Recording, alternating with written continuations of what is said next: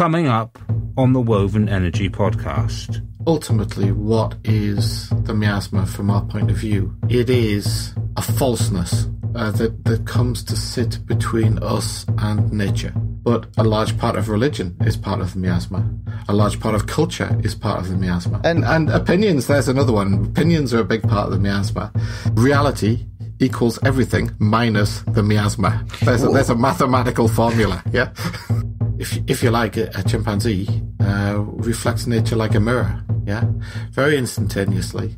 The miasma is not just social conditioning. The miasma can be the result of faith, belief, materialism, judgmentalism, categorization, all those things that the animistic peoples aren't really very big on. It's part of being a shaman. Toshultina is so important, and you have to experiment. You have to play. Again, there's the miasma at work in the formation, the very fundamental formation of Christianity. Telicity is about stripping away what's there. Get rid of your judgments, get rid of your ideas, get rid of your thinking, get rid of your analysis, get rid of all of that stuff. All of that junk is gone. What's left is reality. Welcome to the Woven Energy podcast on shamanism. I'm Joe, and I'm here once again to talk with Damon Smith about shamanism from the ground up. So we're here on the topic of the miasma right now, which is a huge part of learning shamanism. And we're going to continue this episode where we left off last time, which was episode 13. Now, the miasma is a huge topic. So very briefly, and from my own understanding, the miasma is like a haze we see the world through, which sort of dilutes our connection to nature and puts a barrier up between us and reality. One way that it can take hold of us is through various thought patterns and beliefs, which can be introduced into society with the intention of control or allowing people to self-control. Hitler is a tragic but great example of this. As we discussed last episode, he got a lot of people to believe they and he were doing the right thing. That's just one small example, and it kind of scratches the surface of the miasma. And I want to really cement this idea this episode and relate it back to shamanism. But before that, I think many will be familiar with the term social conditioning. So, Damon, does the term social conditioning relate to the miasma? It definitely relates to it. It is certainly not the totality of the miasma.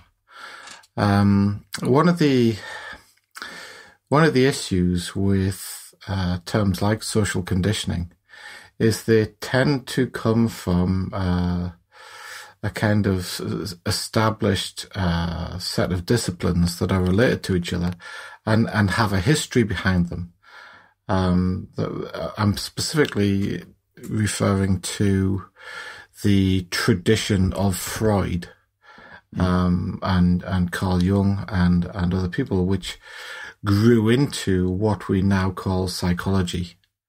And certainly the idea of social conditioning, as it would be understood in that tradition, is part of, certainly not the totality of, but certain part of the miasma. But I think, as we've said in a previous podcast, social conditioning is not always a bad thing. You know, your mother or father, when you're very young, tell you to stay away from things that they think might harm you, that are dangerous. And that's a very good thing. There are unfortunately times when social conditioning hurts us as a species, as individual groups, and as individuals. And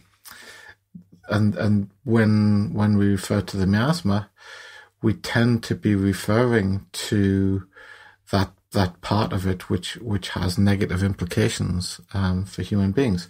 And of course, one of the ways that the miasma works is that very often the things that they're things that we think are good. That's when we recognize them at all. They are, on the face of it, they're very often desirable aspects of our lives. And I guess the social promise that we refer to, the promise of materialism, would be a great example of that. We think it's great to to earn lots of money. We think it's great to be able to buy expensive items. But having earned decent amounts of money and having bought expensive items, for some reason, we don't sit back and say, oh, that's great, now I'm happy. That doesn't seem to happen. What happens is we want more money, we want more expensive items, and we want, more things to happen. And so the thing that seems to be great, it isn't always great. There are also things that we just don't see. We accept, if you want to call it social conditioning. I'm certainly not implying that it came out of the sort of psychology tradition. The social conditioning of the miasma are ancient. They go back to the earliest civilizations. And when people became settled, we said last time that part of the miasma is making up things that aren't real and then using those things as social leverage. Well, to control people, in a newly settled society, think of ancient Babylon or the Indus civilization or the ancient Incas, the ancient Aztec civilizations, these types of civilizations, ancient Egypt. One of the things that you can do is create a kind of artificial enemy. And one of the easiest enemies to pick, of course, is nature itself. And why is that easy? Because if you think about the questioning, any questioning that would have arisen very early on about what this thing is that we're doing here, we used to have these wonderful lives. You remember your life expectancy as a farmer in one of those civilizations, as a low-ranking person, as a non-social elite in one of those agriculturally driven civilizations, ancient Egypt, your life expectancy is short. But when not too long ago, even for some places, possibly within living memory, we were hunter-gatherers and we had a long life expectancy, a great diet, and loads of time on our hands. Now we're working our fingers to the bone. We have an awful diet and we expect to die very young. So the answer to that is, but nature is evil. And you get the idea of, the Adam and Eve story. Satan comes along, the snake, and the tree of knowledge, the biting into the apple of the tree of knowledge, which is effectively the tree of life, You partake of that knowledge of the natural world and evil ensues from it. You get thrown out of the garden, I got a quote from the internet that just came off a quote that was written on some video on YouTube, but I thought it was a great example of how somebody, whoever wrote the quote, in my view of the world, has been infected by the miasma. And the quote is this: "While cat videos remind us how cute animals can be, out in the wild it's a depressing dog-eat-dog world of death, disease, and distrust."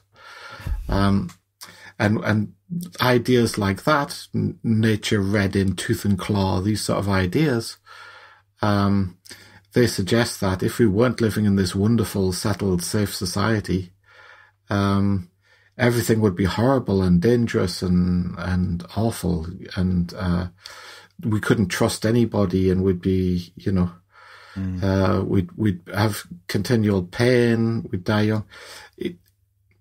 The counter argument to that is an evidential argument. If that's the case, why are people in hunter-gatherer societies always smiling?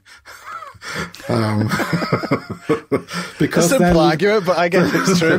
they're living out there in this horrendous world of dog-eat-dog, death, disease, and mistrust, as it's described in this quotation. And actually, they're way happier than we are. Yeah. But there's also not those reference points, is there? There's not those reference points anymore. If somebody in a hunter-gatherer society, they wouldn't know what civilization is. It's only as civilized people we can look back on that. Yeah, and in one way, that the miasma is not just social conditioning, is that the miasma can be the result of faith, belief, materialism, judgmentalism, categorization, all those things that the animistic peoples aren't really very big on. Those things becoming more important in our lives than our link to nature. In the lives of truly animistic peoples, the importance is the other way around. You can see this in extreme end of religion, where people are willing to kill other people for no other reason than they really, really believe in their religion, which, from an animist shamanist point of view is complete. Their religion is fiction. So effectively, they're killing people over things that they or others have invented, and then have been socially conditioned into them.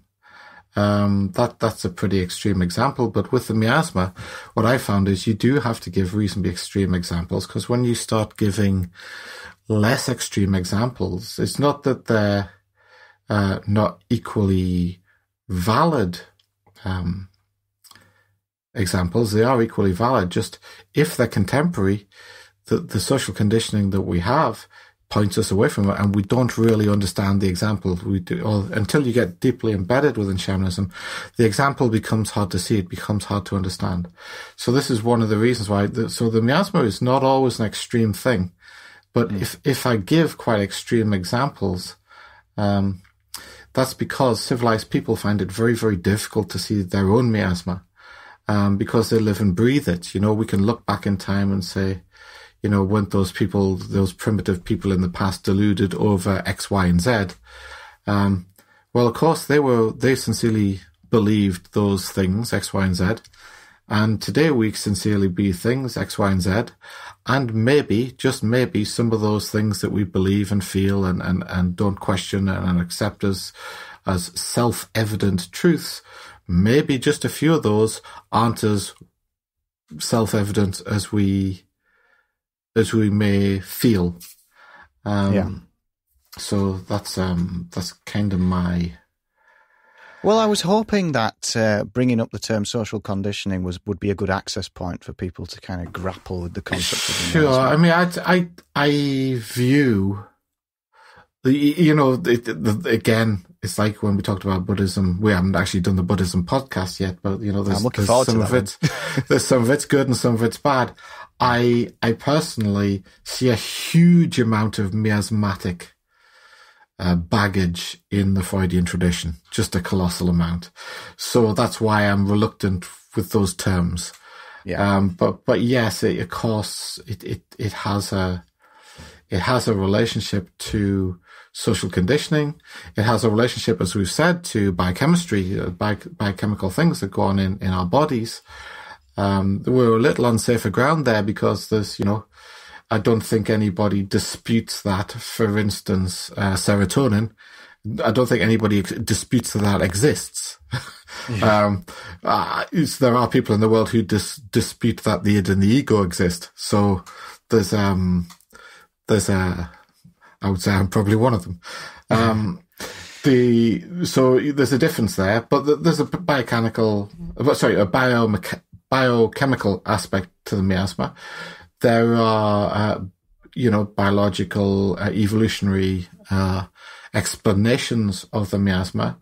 But if you like, the miasma is multifaceted and complex because the miasma relates to something that has become complex and multifaceted in our species, which is the baseline.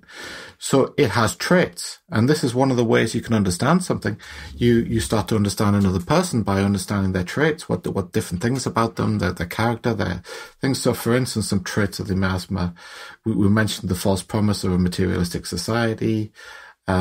People define themselves based on things that have been externally imposed upon them through social learning, but they may not feel that those things have indeed been imposed upon them externally. They may feel that they genuinely either believe those things, or they may just see the world as that's how they see the world, that they are like that.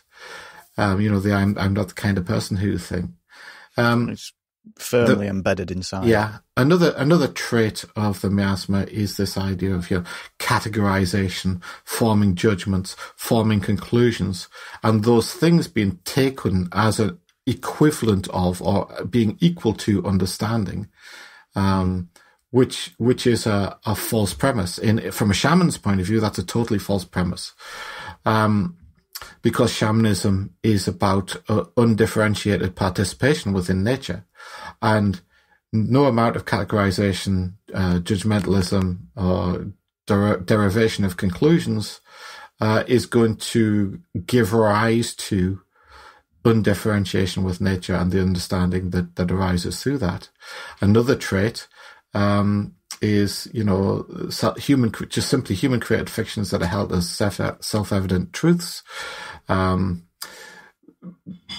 People are socially encouraged to express their opinions. Certainly in our society, and certainly in democratic societies, people are socially encouraged to express opinions, and we see this as a good thing, and maybe it is in many ways.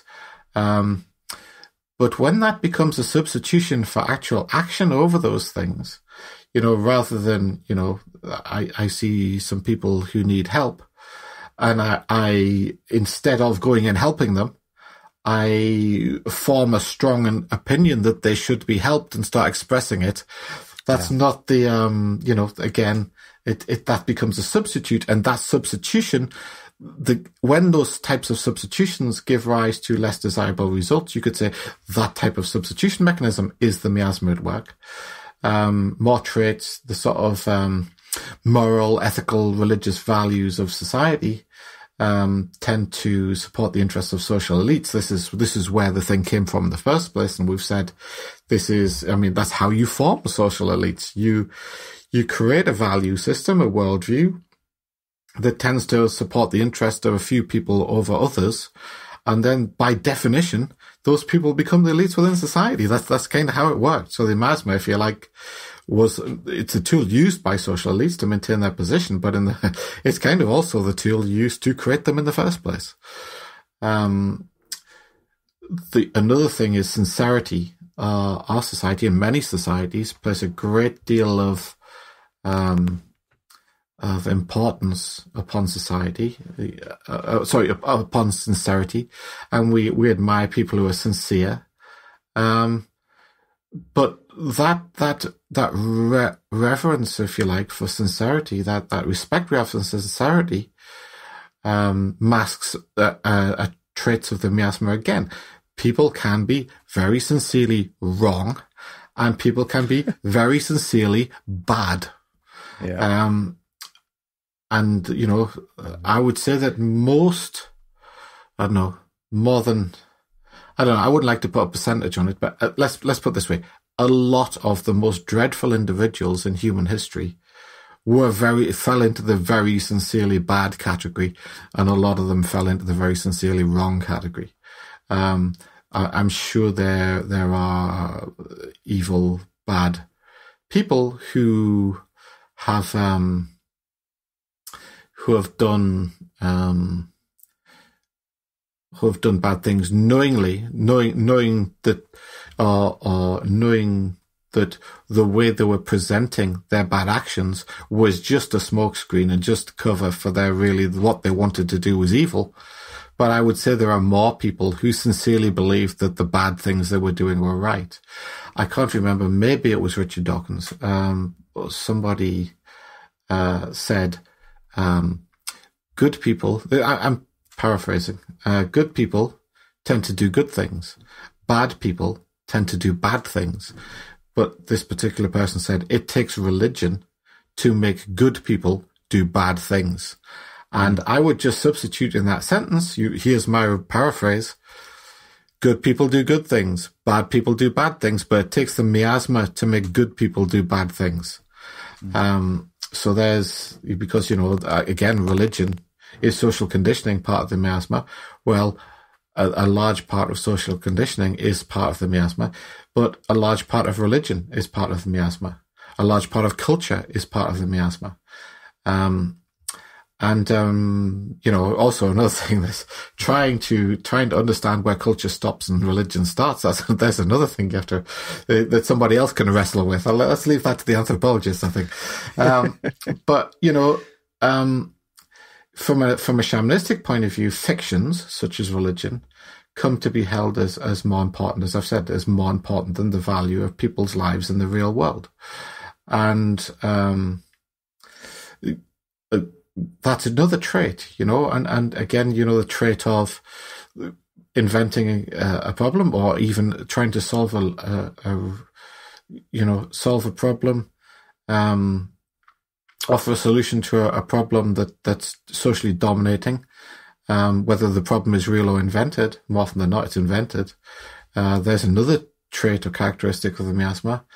And another one is simply that the problem itself is the solution. And one of my favorite examples of the miasma is if you go back, 2,000 years, actually, if you take in the Old Testament as well, not 3,000, 4,000 years, that kind of time period.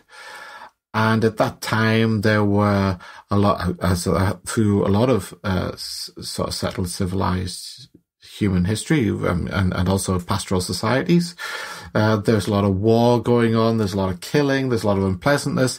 Kings and kingdoms are always fought, rising and falling, stabbing each other in the back, but raising armies that go and fight for them, using the miasma to persuade those armies to do that fighting for them. So the problem, if you like, at that point in time, were kings and kingdoms. And so what's the solution to that? Oh, I know. Let's create a religion that has a king and a kingdom, and that'll solve the problem. Yeah. And so again, there's the miasma at work in the formation, the very fundamental formation of Christianity. And so it goes on. So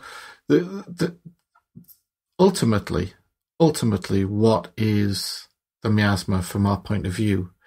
It is a falseness. It's a falseness that comes to sit between us and nature. And it sneaks up on you, doesn't it? We are part of nature. Yeah, like Nakayama Miki called it dust, Hokori. It's like if you like, a chimpanzee reflects nature like a mirror. Yeah, very instantaneously. And, the changes in the natural world lead to changes within the chimpanzee. And there's not a lot of differentiation between the two. Now, if you think of when we become, if you like, miasma-like pastoral societies and then move on to civilization, that mirror, it starts to get little speckles of dust that build up and on it, and it stops us reflecting nature. And so what's famous, in broader circles, people who are interested in shamanism, there are broader circles of, you can think of things like Wicca, and you can think of things like the New Age movement and the Gaia and these types of ideas. These people, they feel the miasma at some level. They all feel the miasma at some level. They're not too sure. Most of them are not too sure exactly what it is. But the thing they're able to latch onto is that we're destroying the planet. We're harming nature, and they feel protective towards nature. But to a certain extent, the Adam and Eve story is a useful warning. Really, it's not nature that we're in danger of destroying. Nature has an enormous capability to recover, but if you push it far enough, it will bite back. And so it's actually us that we are. Nature will go on. It's actually us, ourselves, that we're harming. And, the Gaia idea is a great one. The Gaia idea is incredibly shamanistic, to see the earth as a kind of biological organism, one creature. And it's the blood that flows in its veins, where it's nerve cells, where it's, and the seas, the algae in the seas, and the birds in the air, and all. We're all just part of this one huge biological creature, the world. Well, that idea, if you grasp that idea, then what I would say is, let's extend that further. How about the entire universe? How about feeling about the entire universe like that? There you are, you've hit shamanism.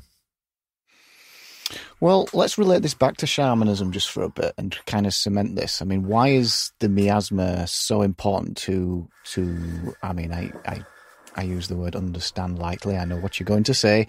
Understanding the mind, the body, and the spirit.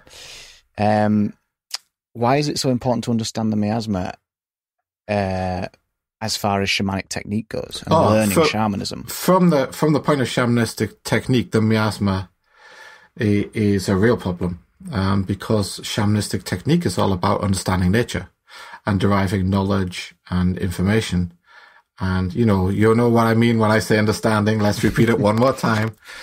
The branches and leaves, the trunk of the tree and the roots of the tree, real understanding of nature and a synergy with nature. We talked about the Nechdel briefly. A synergy with nature, that is, I am part of all of that. I'm not a separate thing. To be honest, as a separate thing, I'm going to last fraction of a second probably, without the wonderful things that nature provides me with, second to second, minute to minute, hour to hour, day to day. So I am part of nature, but a recognition of that is important. You have to derive true knowledge from nature. There has to be nothing interposed between you and nature, and all that miasma stuff, good or bad, whether it's good or bad, it gets in the way. You've got to remember what it supports in our society. The miasma, once it developed, it supports social organizational models. It supports our view of ourselves and our view of our relationship to other people. It supports materialism. Famously when the great age of exploration and people started sailing around the world, I'm a big fan of pirates and things like that. And Sir Francis Drake and, Walter Raleigh and all those guys, they start going around the world and, they land in some foreign land and there's savages, what they saw savages, i.e. animistic peoples. And they say, oh, can we buy this land off you, for a few beads or some coins? And they think they've got a very good deal. We give these guys a few beads and they give us this land. But the animist guys have also got a good deal. They're walking away sniggering, thinking, we got these beads for free. These guys think you can actually own land, It's, it's what on earth does that even mean? The concept is meaningless to, certainly true animistic people. It's a meaningless concept. Owning land. What is that, And then the legal fictions, the legal fictions within our society. My teacher was when he was a young man, just starting out in his career. He was fortunate to work in the same place as a giant of the business world, a guy called Taiichi Ono. And he used to have a cup of tea with him in the coffee bar and, get some wisdom transferred, Mm-hmm. And so if you take that company, it's the company that, in my opinion, made early on, this is after the Second World War, it's the company that made the best use of some esoteric ideas. Esotericism being the survival of shamanistic technique in the settled societies, and played a large part in driving Japan's economic recovery, the so-called economic miracle that happened in the rebuilding years, 1950s, 1960s, 1970s, after World War II. That company, might as well say its name, Toyota, which my teacher was a very senior executive. It itself is like all other companies, is what's known as a legal fiction. It doesn't really exist. You can see that it doesn't exist because you could take any one of its parts away. You could take all of its employees away. Well, more employees could be hired. You could take all of its factories away. Well, that happened. That happened in World War II. They were all bombed flat. So that didn't stop the company existing. You could take all of its procedures away. That probably the best way to do it harm. That particular company is famous for Kaizen, for the place where it's famous for the place where Kaizen was born, the continuous, what's known as continuous improvement or lean in the business world. You could take its procedures away. They could go back to an old school style of management. They've got sufficient financial reserves. They'd probably get away with that. I predict they wouldn't be as successful, but that could be done. You could even take its name away. It's still got all of its employees. It's still got all of its expertise. It's got its factories. It's got its, all its reserves, its revenues. And you could take its money away. Well, that brand, Toyota, that brand has huge value in a materialistic society. You put that brand that name up for sale on the open market, you're going to get a lot of billions for that, just for the name, for nothing else, not the factories, not the people, nothing. What I'm saying is there is no part of that company or any other company, certainly a large company, that you could take away that would cause that company to cease to exist. The company has no substance. It's not a real thing. It's an imagination. It's in some ways, if you take the miasma, the term to include both good and bad things, it has existence that's independent of reality. We've invented it. It's part of our miasma. So what I'm trying to say is that there are a lot of people in the world that probably think a company is a thing. For instance, I'm just using a company as an example. Yeah. Yeah. A lot of people that think a company is the thing, they hold that to be true. But if you went and tried to sell a company to a member of an animistic society, 10,000 years, they don't know what you're on about, and what good would it be to them? There's a lovely story,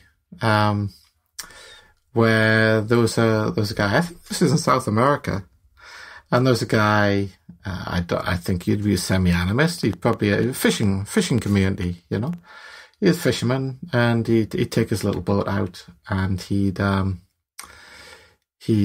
do the fishing, pull in enough catch.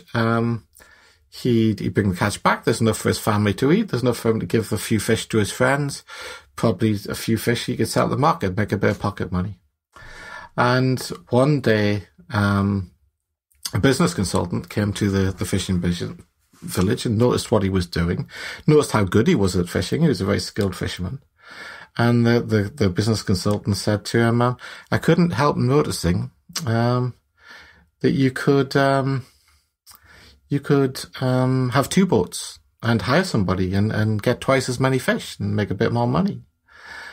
But the fisherman, he said to the businessman, yeah, but that would take a lot of effort. When I'm finished fishing, what I like to do instead of that is just sit on the beach and play my guitar, and my friends all come around and we sing songs and we watch the sun go down, and we have a great time, and it's lovely. But the business consultant didn't give up. He said, well, just think about this. If you buy another boat, you can make more money at the market. You've still got enough fish for your family. And then over time, you'll save up enough money, the extra money, to have another boat. And then you can hire another guy and you can go out fishing and you get even more fish.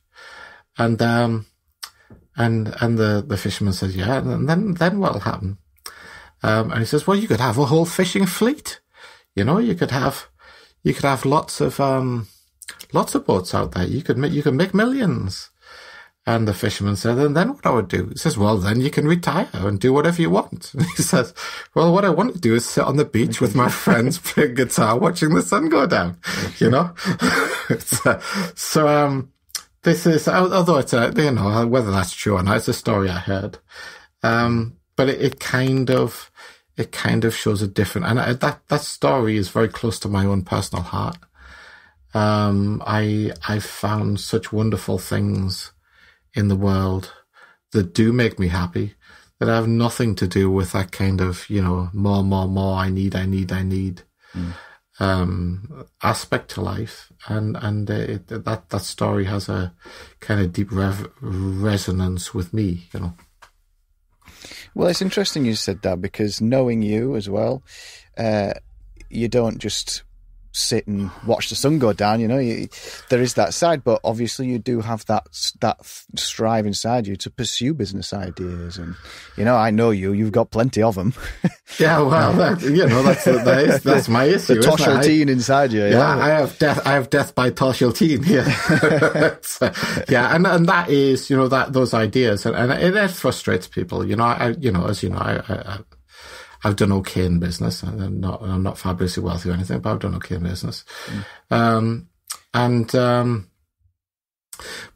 it's turned from being a chore into something you can truly enjoy pursuing. Yeah, but as you probably know, and maybe you felt this yourself, I have loads and loads of business ideas and other types of ideas, and then a lot of people around me get frustrated that I don't follow through on them. I think not realizing that I'm having a lot of these ideas without the slightest intention. I'm just having them to practice my Toshalteen, Yeah. I'm not necessarily doing them because I want to do that, Yeah. It's just playing, it's experimenting. And as you know, I do that outside of the realm of business as well. It's part of being a shaman. Toshalteen is so important, and you have to experiment. You have to play. But using the word ideas is also a bit misleading, because again, it suggests a bit of baseline. A lot of that is it isn't my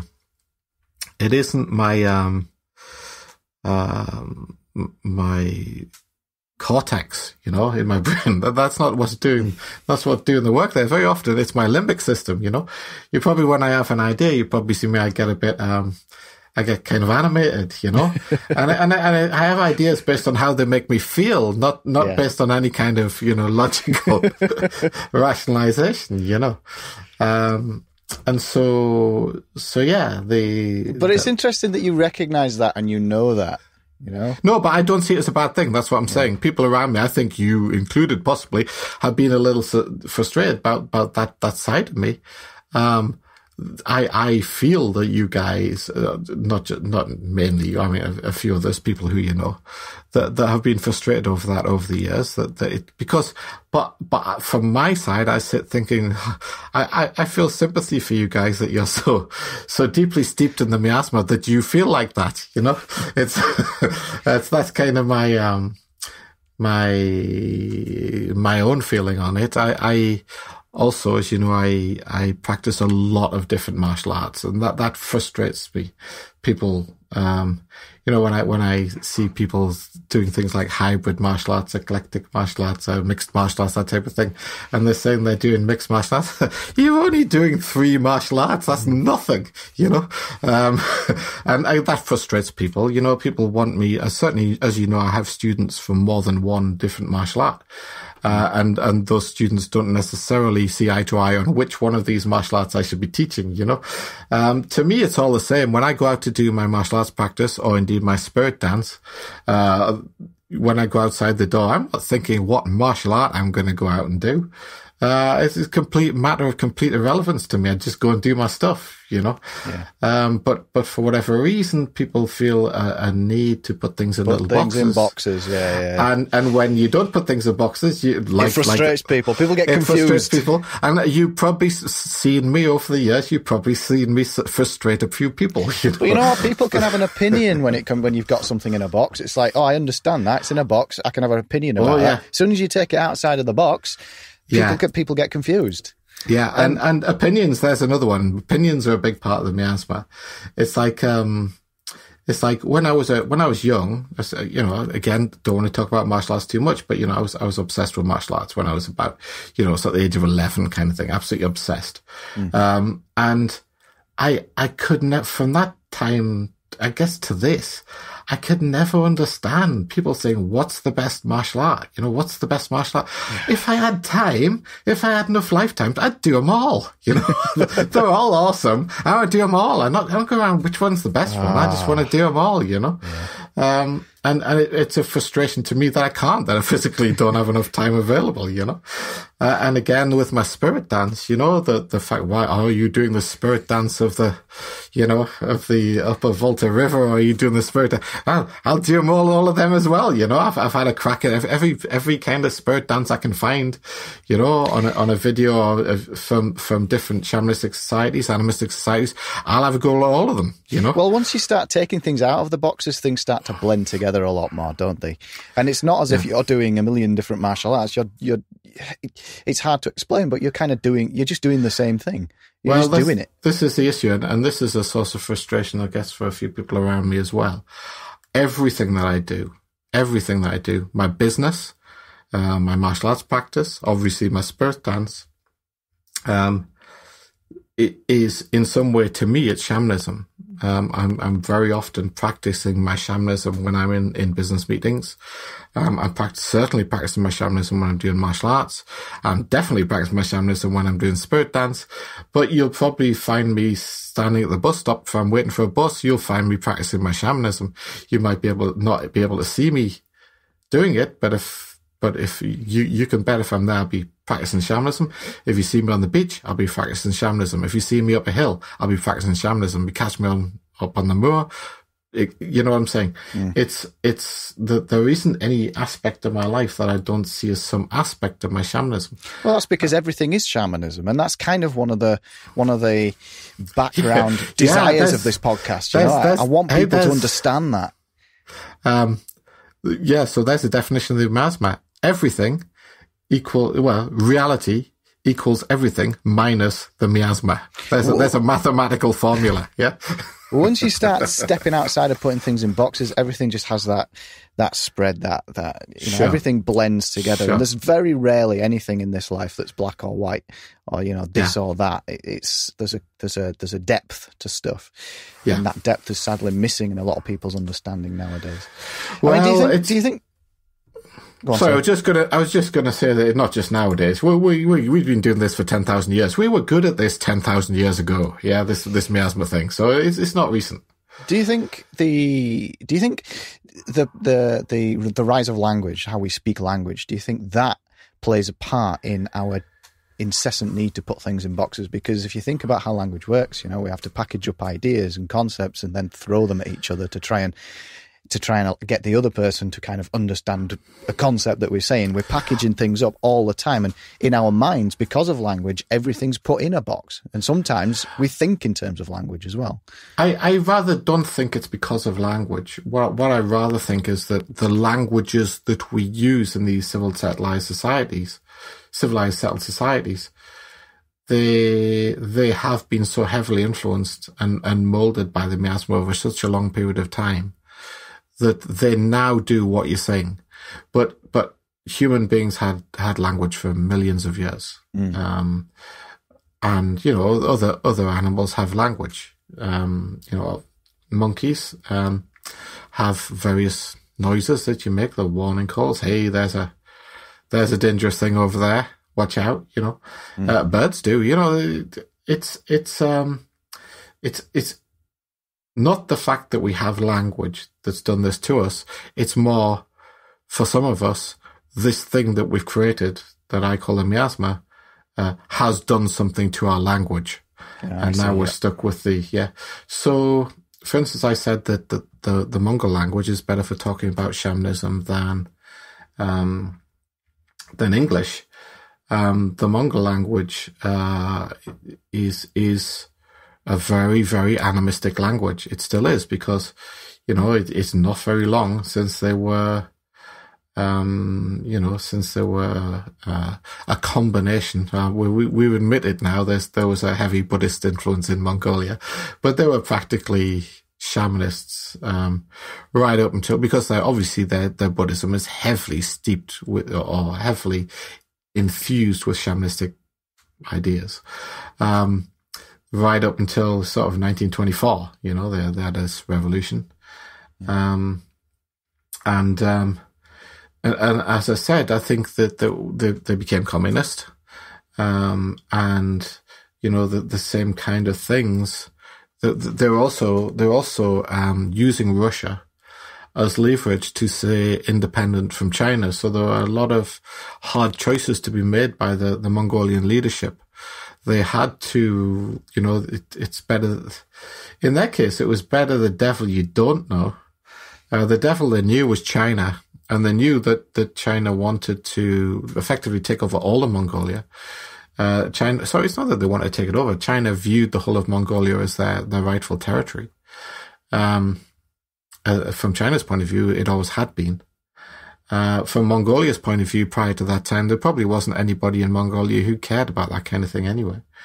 But in the end, China just got into Mongolia. They didn't get out of Mongolia. And the reason they didn't get out of Mongolia was that the leadership of the early communist, the early activists within the communist revolution in Mongolia sided with the devil they didn't know, which was Stalin. And obviously there was a lot of unpleasantness going on through the revolutionary miasma that was going on in Russia at that time, which there's another podcast. If we want, that'd probably go on our miasma podcast, not on our shamanism one. But what's the difference between that kind of Stalinist communism and a religion? From a shamanist point of view, virtually nil. It's exactly the same thing. And anyway, there was unpleasantness in Mongolia, but it was moderated. And I think that one of the early leaders, there's a guy called Choi Balsan, who became the chairman of the Communist Party in Mongolia in 1929. And he was, and then Prime Minister from 1939 onwards, quite a long time. He was a close ally of Stalin. And Stalin wanted him to do in Mongolia exactly the same kind of things that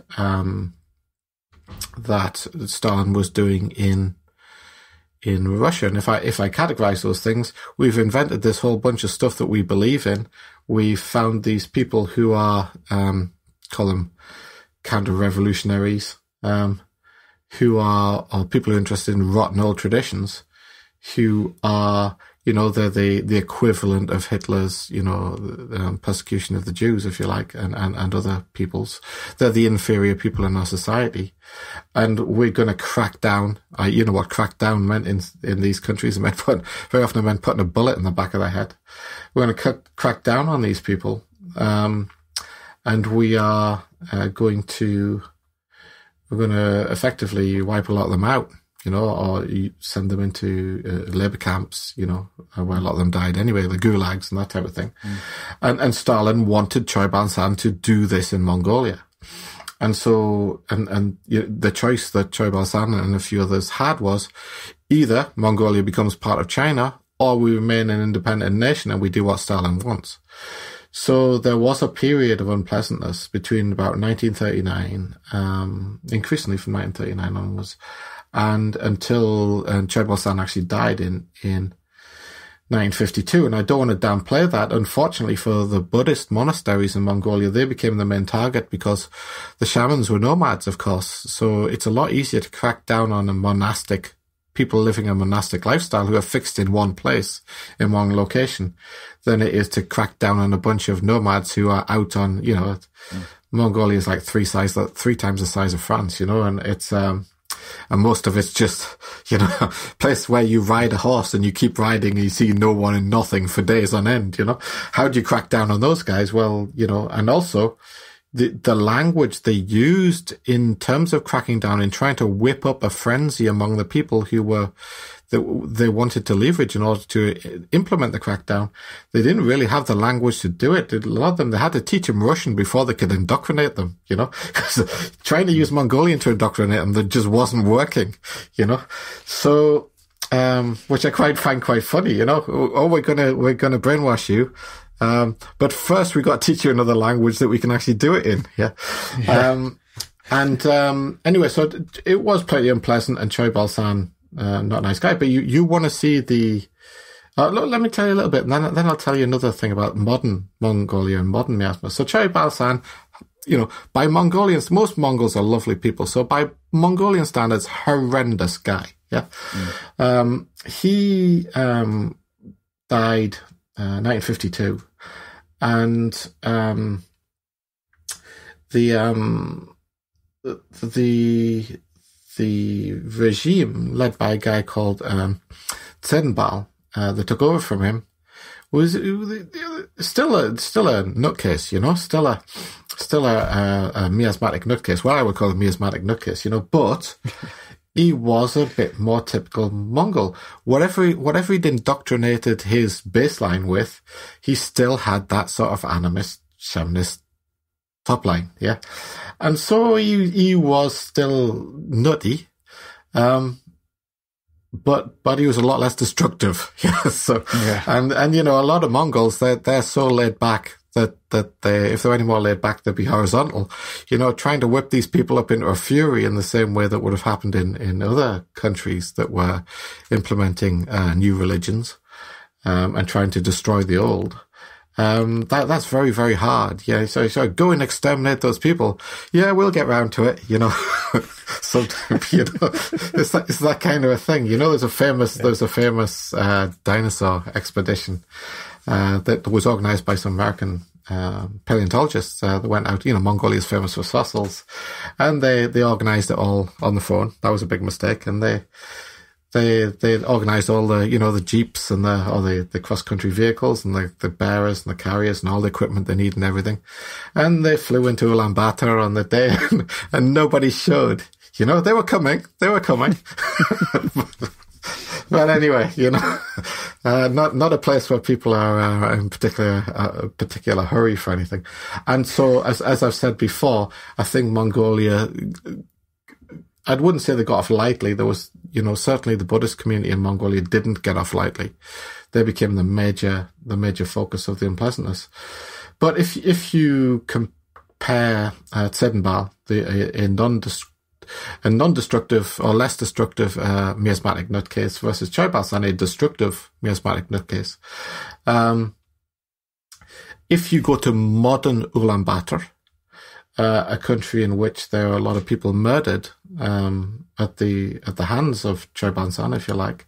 If you go to modern Ulaanbaatar and you go to the National University and you stand looking at the front door, you will see a big statue of not Tsedenbal, but Choi Balsan standing outside that university, i.e. they still like the guy. They still feel affectionate to him because they still carry the miasma that this was a great guy. And, it's, there's the miasma at work. They know the reality.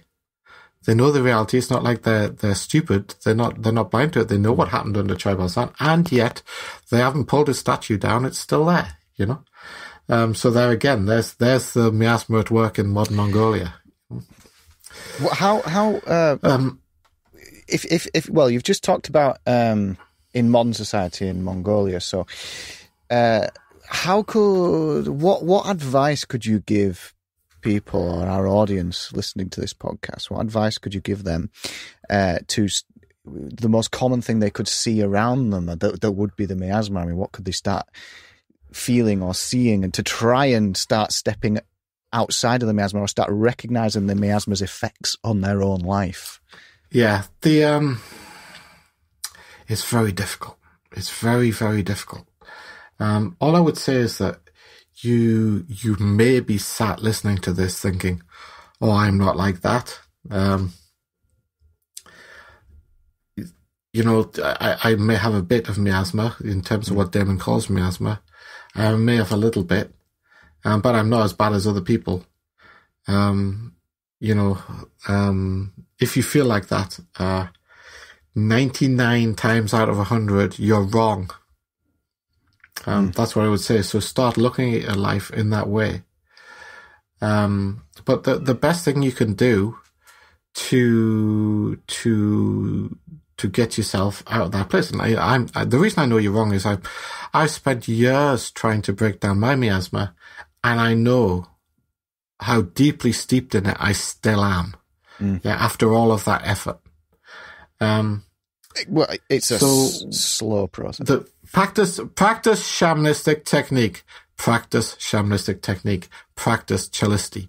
Chalicity is about stripping away what's there. Get rid of your judgments. Get rid of your ideas. Get rid of your thinking. Get rid of your analysis. Get rid of all of that stuff. And once all it's gone, all of that junk is gone, what's left is reality. Let me give you another contemporary example of the miasma that I think may serve as another way to look at it, at how strong it can be. Maybe we may have some people listening in Japan. I hope we do. That would be awesome. And they're probably sat there thinking, well, other people have a miasma, but I don't. On the slopes of Mount Fuji, there is a forest. It's called Aokigahara, which means kind of the sea of blue trees. That interesting thing with the color blue, when you see that forest, if you ever fortunate enough to see it, you'll probably look at it. If you're a Westerner, you'll probably look at it and say, that ain't blue, that's green. And again, this is part of the miasma at work. This is sort of a lightweight miasma. What we, for instance, in the UK, typically call blue, and what people in Japan typically call blue. The general Japanese consensus, what would be the center of the blue, if you present a spectrum of light, is slightly more over towards what we would call green. Yeah. So there's a sort of lightweight example of social conditioning, because of course they're just different frequencies, different wavelengths of light. There's no exact demarcation when the blue starts and the green stops and that type of thing. It's just a continuous spectrum of light. Well, I remember reading a study about this, and basically they just got a group of people from the West to put a dot on what they think is green on a continuum. And they got the people in the East to put a dot on like whatever, green or something. And there was a cloud of dots, but they were different to each other, completely different to each other. They were in a different area, completely. Different place, yeah. Social conditioning again. This particular forest, although unfortunately, if that was the only association it had with the miasma, the world would be a much nicer place. But unfortunately, it's not. Japanese society, like a lot of Western societies, puts a lot of unspoken expectations upon individuals. It's a materialistic society. It has been for a long time, a lot longer than people think. I think people thought they became capitalist materialist after World War II. No, they became materialist capitalist after the Meiji Restoration, 1868. And it was the fact that they became these sort of materialist empire building capitalists, greedy capitalists, that actually led to World War II, in the first place. Yeah. We in the UK are not innocent in that kind of analysis, because one of the countries that they used after the Meiji Restoration, one of the countries whose experts they used in order to rebuild their society in a new Western-leaning model, that gave them the manufacturing capability to build all those tanks and ships and planes that they used in World War II. One of those countries was the United Kingdom. And they saw us, we were their teacher, if you like, and they saw us building this wonderful international empire, and they thought, maybe we should have an empire too, yeah? And the rest is history, as they say. But anyway, the materialist society puts expectations. If you're a father in a very materialistic Japanese family, you have a regular job. You're a kaishin, you're a businessman, you have a regular job. And you've worked at this company for 30 years, 40 years, and you've done a good job. You've worked hard, you've worked long hours, you've made money, you've made money, and you've given your family a good standard of living. And then all of a sudden the company lays you off. You're fired. You don't have any transferable skills. You have no other way of making money. You probably have a mortgage or other commitments, other financial commitments. And you have a wife and children who depend on you. But you can't open up. Society doesn't allow you an outlet for your distress. It doesn't allow a positive outlet, but, famously in Japan, they have a history of association with suicide, propensity to suicide.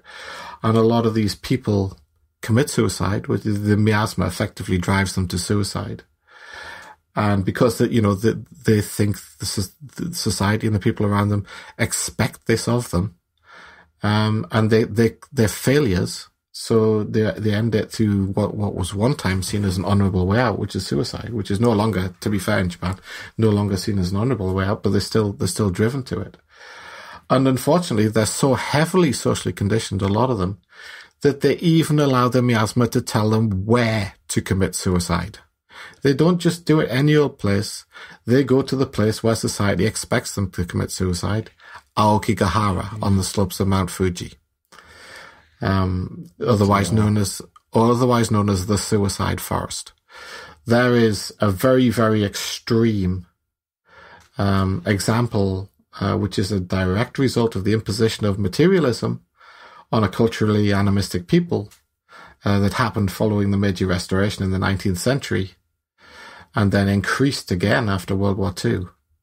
There's another extreme example of the miasma at work. As I said, in terms of this baseline kind of analysis of the miasma, the best thing I can do is give you example after example, and I'm able to do that. I got more examples. But what I would say is, if you want to get rid of your miasma, all I want to do with these particular podcasts, all we want to do with these particular podcasts, is try to start a recognition of you, of the miasma within you, that's within you. How to get rid of that? These aren't the podcasts to be listening to. The podcasts on Chalicity are the podcasts to be listening to in terms of if you want to get rid of the miasma. But it's helpful to be able to recognize it as well, and hence these particular podcasts. Yeah. So that's coming up on the hour again. I've probably got another hour's worth of examples. I don't know. It's all getting a bit depressing, really. So, I don't know. Question for you, Joe. I'll leave it up to you. Do you want to do another episode on the miasma, or do you think that's enough? I think it's such an important topic. It's probably worth doing one more episode, at least in the Woven Energy series, and then we've been talking if we're going to start another podcast on the miasma specifically. I don't know whether that's a joke or not. We'll soon see, won't we? We'll have a think on that. And like you say, there's so much material, but also, I mean, one of the things we can do if we're going to do another episode is I can do the miasma in business. I've probably got some slightly humorous examples of that. I can't believe it's been an hour, Damon, to be honest. I'm just watching. It's like, bloody hell. But we knew what the problem. We knew what the problem with these episodes was going to be. So let's do one more and say now. Another classic example that we should go into is the Salem witch trials. That we should really do that one, because that is the all-time classic example. It's probably unfairly the classic example. But there's another one we could do, so let's do one more, but say now that we're going to draw a line under it, no matter where we've got to at the end of the next one. That okay? Cool. That's great. Awesome. Thank you so much for listening. We'll continue this with next episode, in episode 15 of the Woven Energy Podcast. So see you all then. Thanks for listening. And make sure you check out the website, www.wovenenergy.com. You can grab a Get Started episode right there. You can check out all the previous episodes if you've only just joined us. So head on over there. Everything's over there for you. Thanks for listening, and we'll see you next week. Cheers.